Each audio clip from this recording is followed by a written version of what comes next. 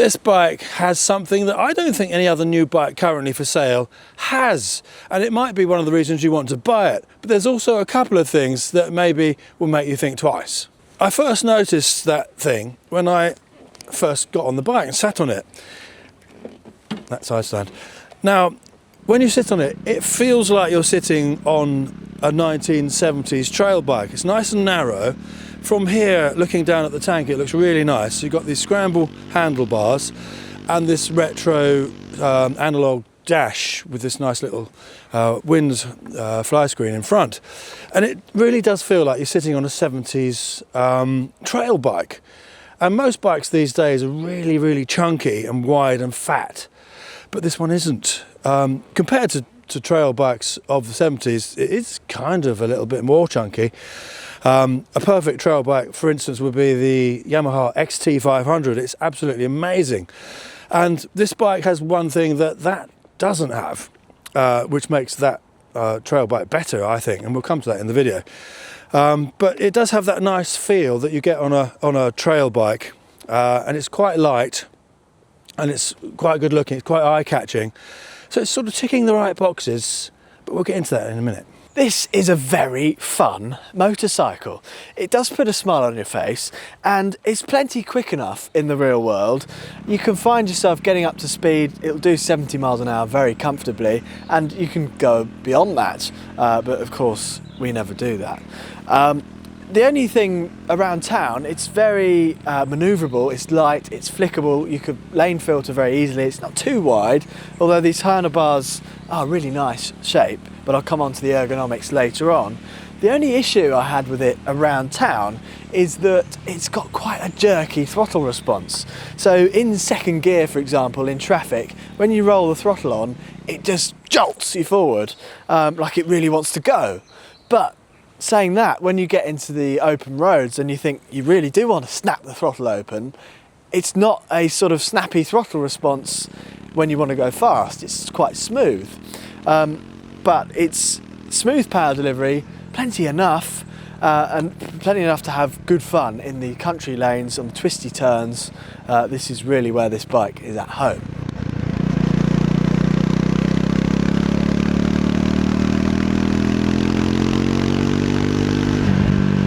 So this bike is definitely suitable for someone who wants to do city commuting, and it's pretty cool as well. So wherever you turn up to on this bike, perhaps if you lived in London or somewhere equivalent, and you've got a cool bike, a hangout spot like the bike shed, when you turn up there, you're going to feel the bee's knees on this bike, and you're going to get there easily because you can lane filter, get through buses and things with no problems.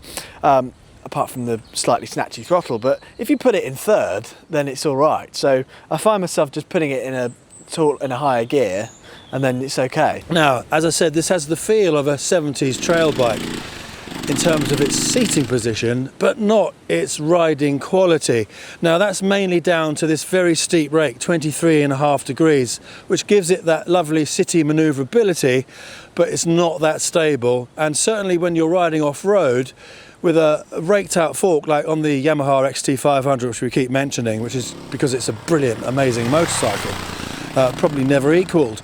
You've got a 30-degree rake on that, so you can be riding along the road at say 20, 30 miles an hour, whatever, and just turn off road and keep going, and you've got no fear of it becoming unstable when you get off onto the rough stuff. And equally at speed, say you're going 70 miles an hour, with this steep rake, you've got that sort of tendency it wants to steer, so a little input gives you a huge result, which is not what you want when you're going at speed unless you're a sports bike racer. So again, it's a Triumph thing. They do like these very steep rakes, they do like very sharp handling. That's good in some respects, but not in others. So I think it would be better with a 27.5 degree rake, 28 degree rake. I mean, if you look at the Triumph motocross bikes, they've got a 27.5 degree rake. So perhaps over time, the influence from the off-road Triumphs, the racing Triumphs, motocross, will filter down into their road bikes and trail bikes and scramble bikes, and that would be much better in my opinion. Now Triumph says this bike is adventure ready, and if you're thinking of doing some adventures, you probably need to know where you're going, and in that case you probably need a phone mount. And we always use quad lock phone mounts. They are the best in the business. Here I've got the matte black handlebar mount with a vibration dampener, which really suits this yellow and black colour scheme, and we swear by these things. We've used it all across India on various different tours, and it's been fantastic. So if you want a phone mount, make sure you click the link in our description to check out Quad Lock.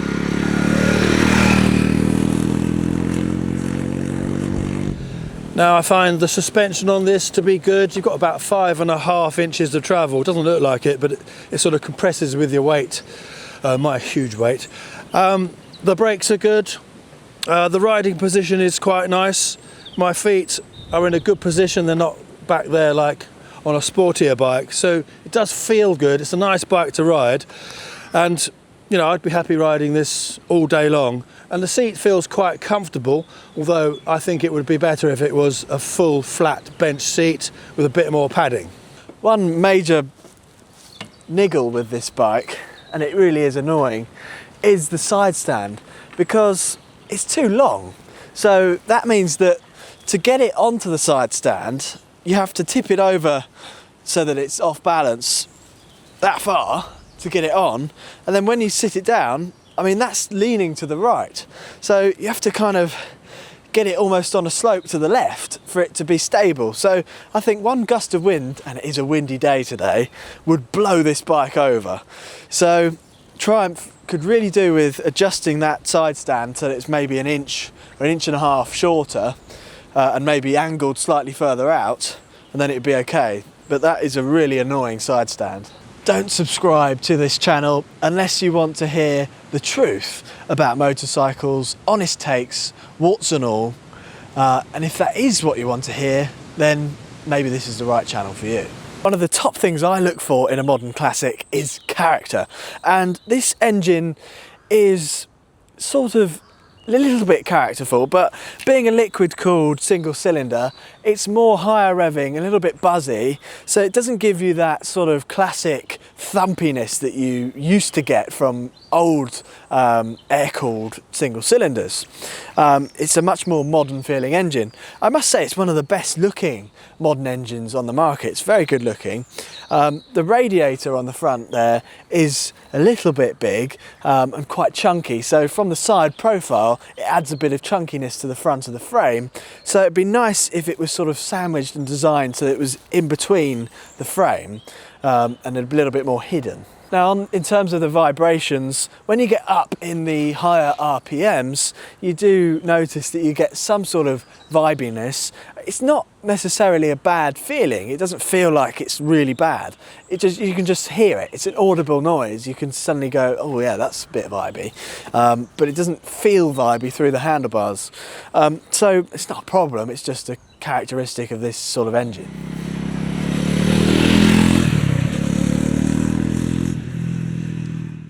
Now, this bike would make quite a good little green lane trail bike. You've got enough suspension travel, obviously you've got the looks, you've got the scramble handlebars, it's nice and narrow. You've got a seat where you can move backwards and forwards on it, depending whether you're going uphill, downhill, standing up on the pegs, such as like that. It's quite a good bike for standing up on. If you're going downhill, you want to be back there. If you're going around corners, you want to be forward. So you can move around a lot on the bike. So good from that point of view. The suspension's not bad. It's got sort of a nice mellow power band for off-roading. So it does make a good green laner. You'd probably want to change the tyres if it's wet or muddy, because these have got zero grip in the wet, muddy stuff, but they'd be fine on the dry, summery stuff. Hard pack surfaces, hard pack gravel, that sort of thing. It's no enduro bike, and I don't think you'd expect it to be, but as a general green laner, I'd say it's pretty good. It's reasonably lightweight, so it's certainly better down the green lanes than an adventure bike, because they're very heavy. So it sort of ticks that box, I think. So if you're thinking of doing that, that will be quite a good thing. Bearing in mind with zero rear mudguard, you're going to get covered in muck. And the front mudguard doesn't do a lot either. We'll come on to that in a second. So I would say this bike's definitely suitable for, like Darcy said, someone who wants to do city commuting.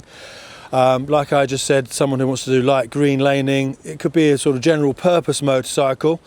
I wouldn't say it's an all-weather motorcycle because of its poor mudguards, because you're going to get caked in filth. And on the ride I did, the test ride, which we didn't film, the roads were just wet. It wasn't raining, but my back got completely covered in muck. So did my helmet, so did the back of the bike because of the mudguard.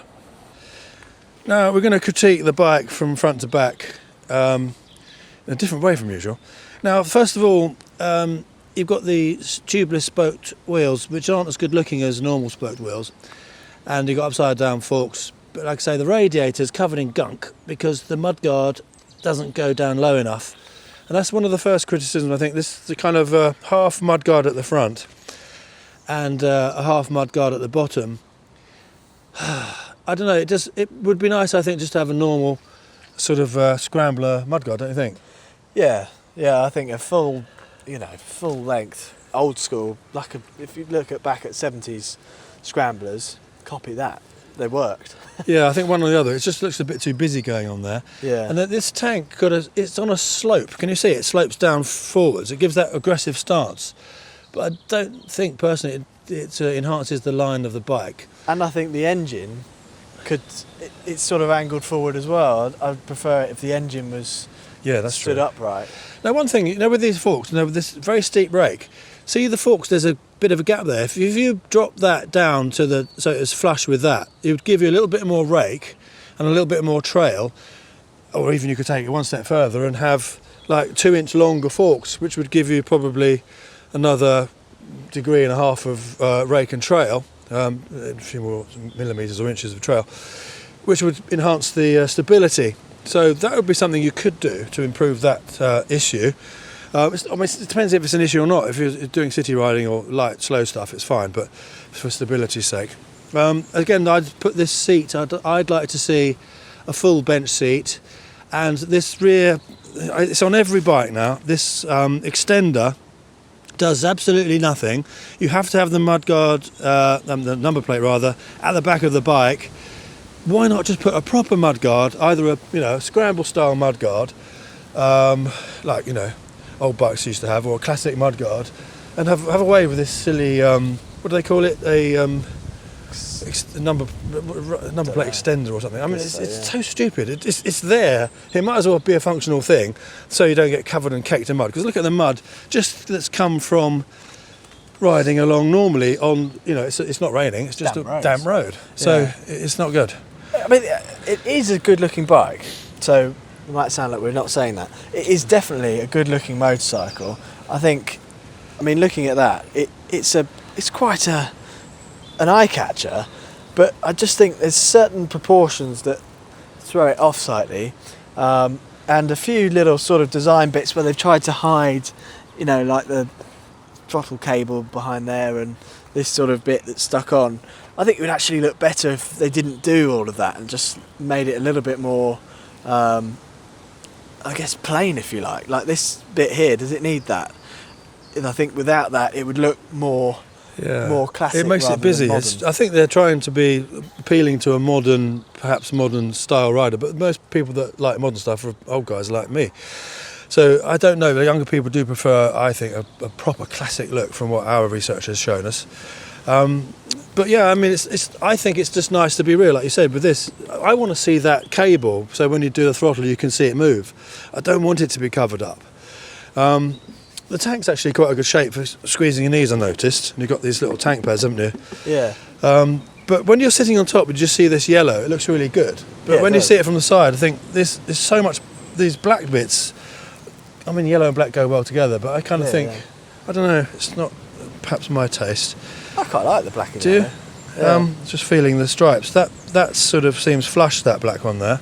Yeah. It's painted in, but these two stand proud. Yeah, that right, they're stuck on and glossed over. But yeah, but it's not bad. And we're being super critical here. Yeah, this is us. This speedometer. I like the fact it's analogue and it's very retro 70s looking, but I would prefer it to be centred, the round bit centred. As a whole it's centred, but it's off centre because of its, you know, its asymmetric thing. And But I think that rectangle bit, if it was at the bottom and you had the thing moved over so it's central, that would look way better for me. Definitely, that interferes with my OCD. Is that enough whinging for everyone? That's probably enough whinging. Yeah. Anything constructive, it's got a nice looking over. swing arm, hasn't it? Yeah. Sander tyres are only good for drier stuff. Yeah. Engine's very pretty. It is. It's a lovely Yeah, engine. I love the look of it. Very nice. The riding position is quite nice. The pegs look, you know, there's good reach there, isn't there? Not too small and close to the bike, so you've got plenty of space for big feet. Yeah. Engine protection bars, useful. Don't look so nice, do they? It makes it just busy, but I suppose it's quite handy. Yeah, not to you have probably your bike want scratched them, up. and especially if you're a beginner, which I think this is a good bike for beginners. You probably do want those engine guards, because if you do take it off-roading, you're likely to topple over at some point. But because this bike is light, it'd be easy to pick up as well. So that's definitely a bonus of this sort of thing. But also off-roading, you know, if you've got a big radiator sticking down here like that, it's going to be full of mud on a day like today.